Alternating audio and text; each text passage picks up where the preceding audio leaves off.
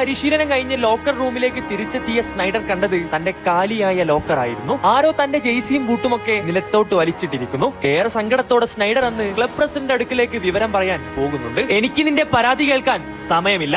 ഞങ്ങൾക്ക് ഈ സീസണിൽ ചാമ്പ്യൻസ് ലീഗ് നേടിയേ മതിയാകൂ. അതിന് നീ ഈ ടീമിന് ഫിറ്റ് അല്ല. തൽക്കാലം നിനക്ക് ഇവിടെ നിന്ന് പോവാം. പരാതി പറയാൻ റയൽ പ്രസിഡന്റിന്റെ അടുക്കിലേക്ക് പോയ സ്നൈഡറിന് തിരികെ ലഭിച്ച മറുപടികളായിരുന്നു ഇവയെല്ലാം. താങ്കളുടെ പുതിയ ടീം നേടുന്നതിന് മുമ്പ് ആ UCL കിരീടം ഞാൻ സ്വന്തമാക്കിയിരിക്കും. തന്നെ ഇത്രയും നേരം അപമാനിച്ച പ്രസിഡന്റിന്റെ മുഖത്ത് നോക്കി സ്നൈഡർ ഇത്രമാത്രം പറഞ്ഞ് നിറകണ്ണുകളോടെ ബെർണബ്യൂവിന്റെ പടികൾ ഇറങ്ങുന്നു. 2 ദിവസങ്ങൾക്ക് ശേഷം സ്നൈഡറെ തേടി ഹോസെ മൗറിനോയുടെ ഇന്റർ മിലാൻ രംഗത്തേക്ക് വരുന്നു. ഇന്ററിൽ നിറഞ്ഞാടിയ സ്നൈഡർ തന്റെ ആദ്യ സീസണിൽ തന്നെ ഇന്ററിനായി ഒരു UCL കിരീടം നേടിക്കൊടുക്കുന്നുണ്ട്.